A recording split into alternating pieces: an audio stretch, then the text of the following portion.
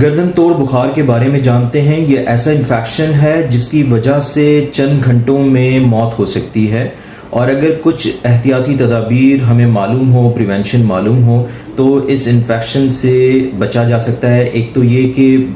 وہ بچے جو ٹین ایج میں ہیں یا ینگ ایڈلٹس ہیں، ان کو ضرور میننجوکوکال کا ویکسین شاٹ ضرور لگوائیں، اور